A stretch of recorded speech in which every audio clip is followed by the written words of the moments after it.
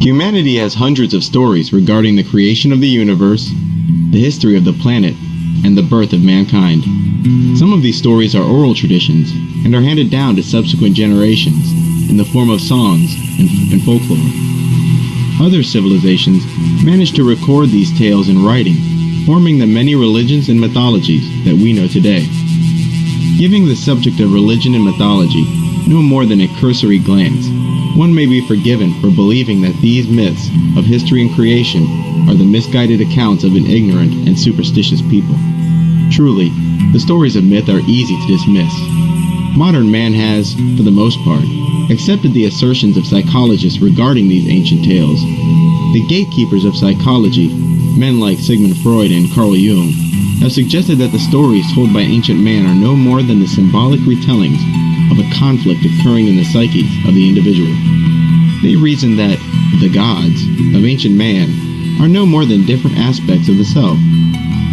For example, each mythology seems to have at least one good god and one trickster or villain god, and these two gods represent the internal and external battle of good versus evil within the heart of every individual. With the wild tales of mythology being food for the incredulous, and often describing impossible happenings, this view of mythology is understandable. This interpretation of mythology, that mythology is no more than the embodiment of an individual's and society's inner struggles, is echoed in the universities, Discovery Channel specials, and everything in between. But there is something missing from this explanation. The gaping hole in this reasoning comes from the incredible consistencies woven into man's many creation stories. These consistencies are so numerous and remarkable that they invite the curious mind to explore them, if for no other reason than to explain the similarities away. Since the internal conflict in the hearts and minds of man can be symbolized by any implements, and since each mythology is retold in a way peculiar to that civilization, it's curious that ancient man would still tell a collective story regarding creation and history. The most well-known and prototypical of these creation stories comes from the Bible. In the first book of the Bible, God creates the universe, earth, animals, and humanity in 6 days, resting on the seventh day. The first two humans, named Adam and Eve, were given a paradisical land called the Garden of Eden. It is at this point a character called the Serpent, who is unambiguously described as the enemy of God, tricks Eve into eating the fruit from the tree that the Most High God forbade. The serpent's claim was that the fruit God so adamantly forbade was capable of remaking Eve as the gods.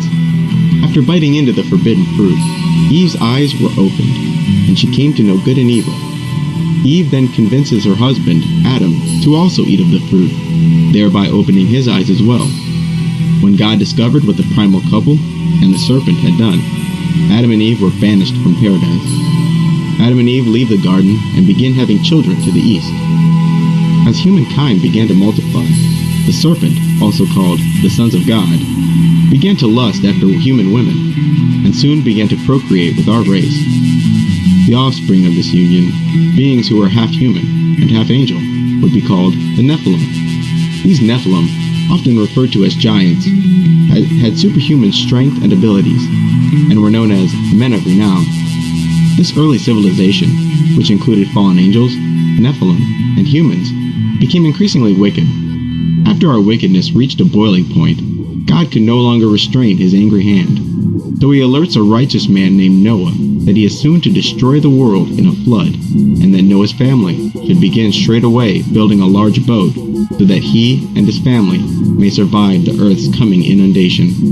What's more, Noah was told to bring 2 of every animal so that earth may be repopulated after the flood waters subside. The vast majority of angels, Nephilim, and mankind were killed in this flood, which lasted for 40 days. Before the waters subsided, Noah released a raven from the ark to discover whether dry land was yet peaking above the waters. but it only flew back and forth. Next, Noah released a dove into the air, and the bird returned with an olive branch, indicating to Noah that there was indeed land nearby. With the waters subsiding, the ark would come to rest on a mountain named Ararat. Noah, his family, and the animals exited the ark and once more began to replenish the earth.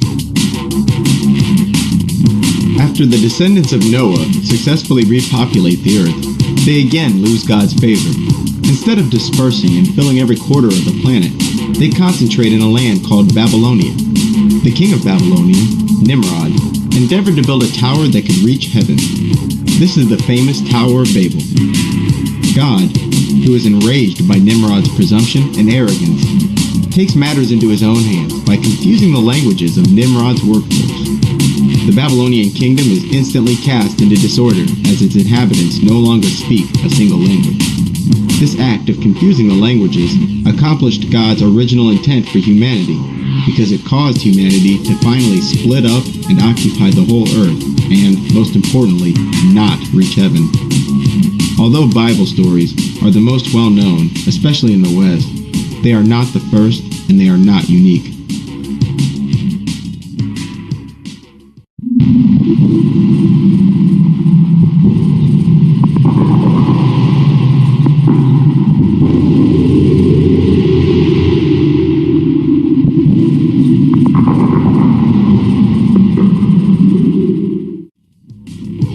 Humanity's relationship with the serpent is indeed a strange one.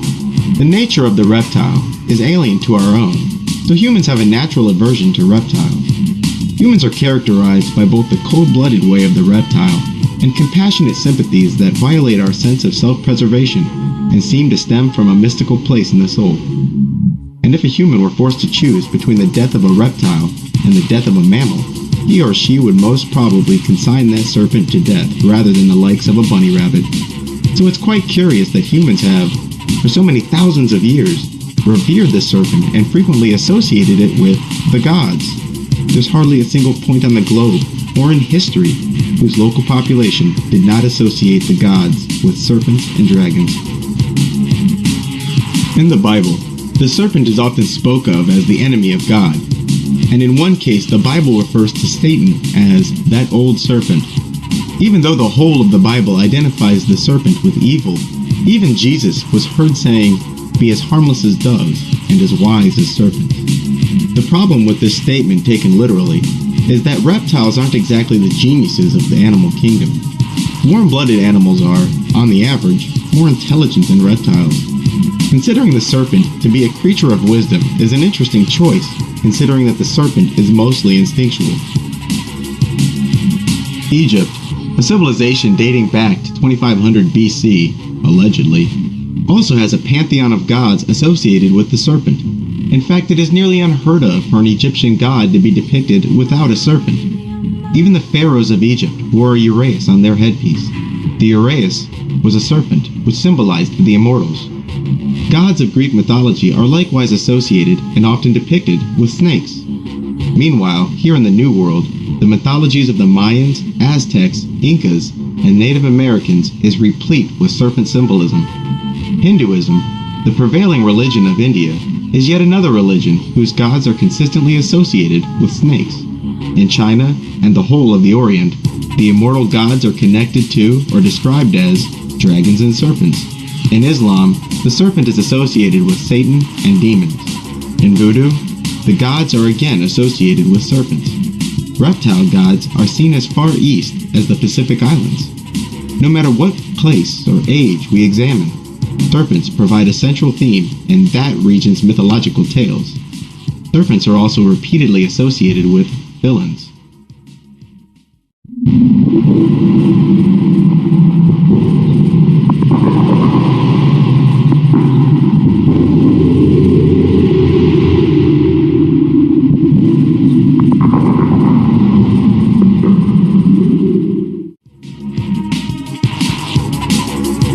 Even more frequently than the themes of serpentine gods is the theme of a global flood.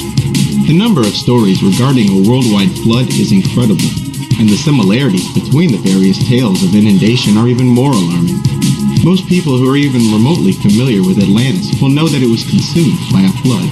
In the Norse tradition of Sweden and Norway, a flood which poured forth from the bleeding god Ymir consumed the whole of humanity, save a man named Bergamir and his wife, who survived the flood using a hollowed-out tree trunk as a vessel. In the Sumerian Babylonian accounts, a man named Utnapishtim is warned by a god, Ea, that another god, Enlil, intends to flood the earth. Utnapishtim then built a massive boat and loaded his wife and 2 of every animal on board. As the flood began to subside, Utnapishtim released a dove, as Noah did, to see if there was dry land nearby. And like Noah from the Bible, the boat finally rested on a mountain. In Chinese mythology, Gong, the serpent-looking water god, wanted to expand his sphere of influence and so contrived to flood the world. Gong nearly succeeded but was stopped by the righteous god Zurong.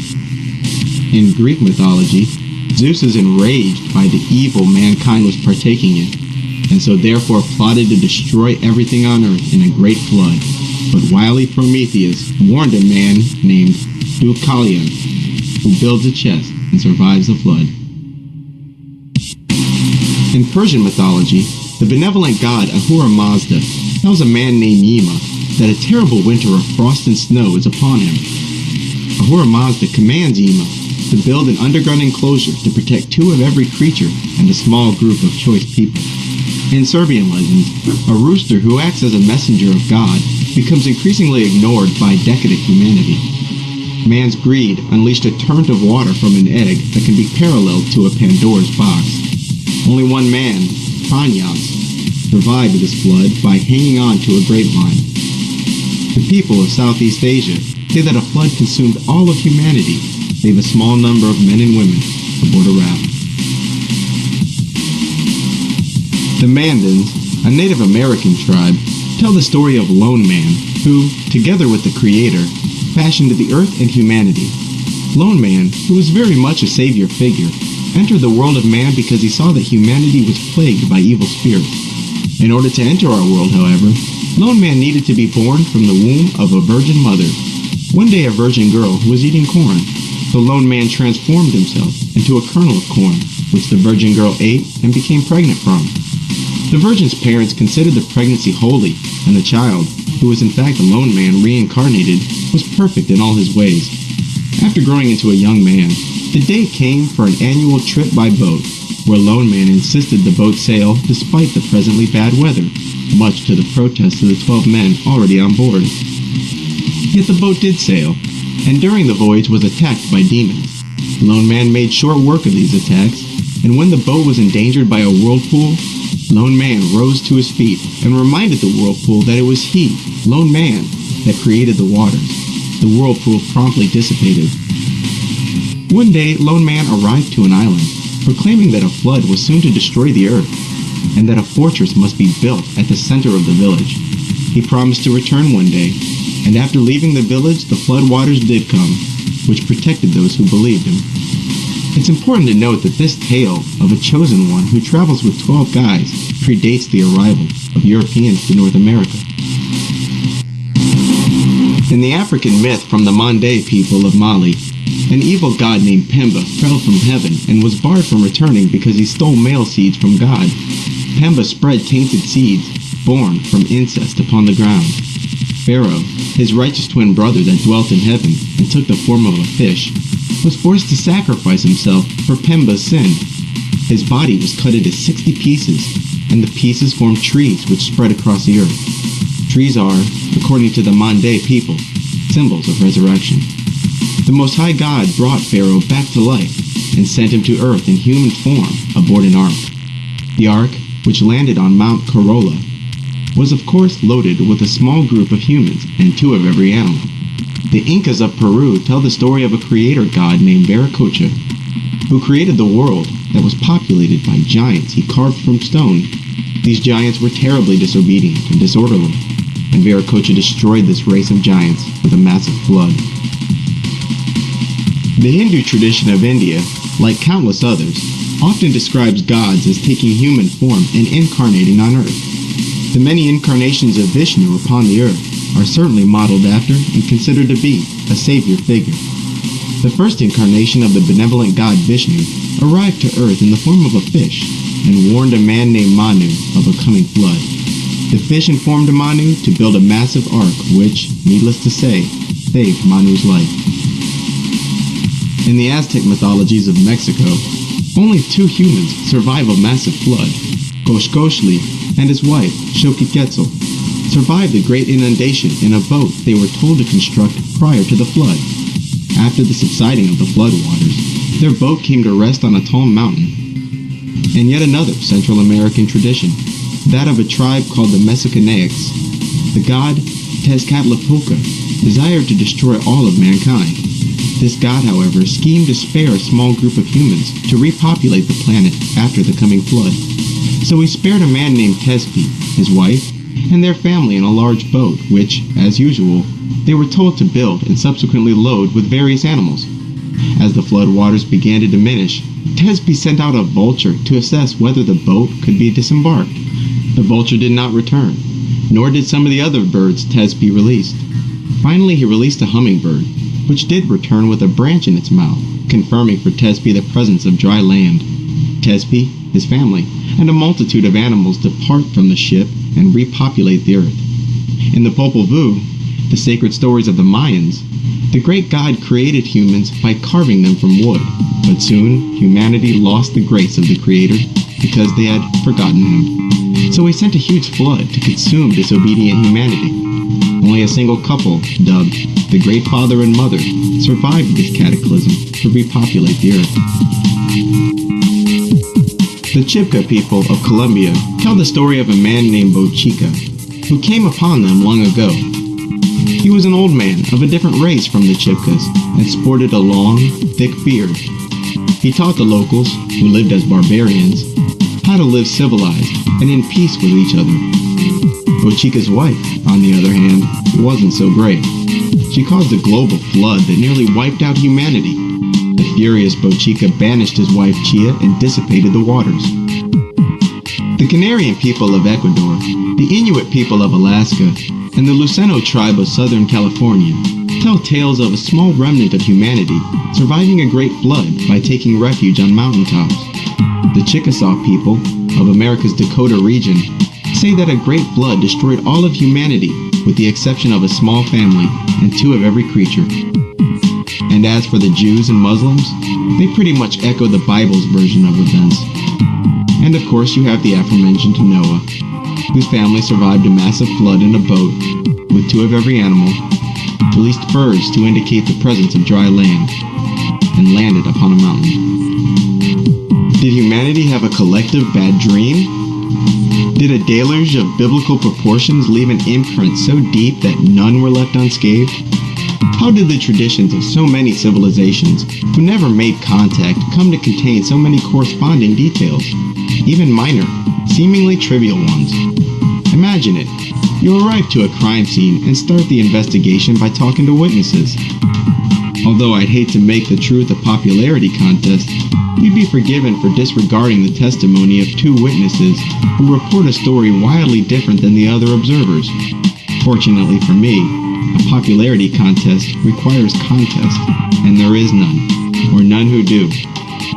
Even occultists speak of the flood that wiped out the noble Nephilim. Bottom line, a wicked race of both humans and non-humans, an angry creator, a small family warned by a god, two of every creature on a boat, a big damn flood, and humanity reborn. That's one hell of a dream.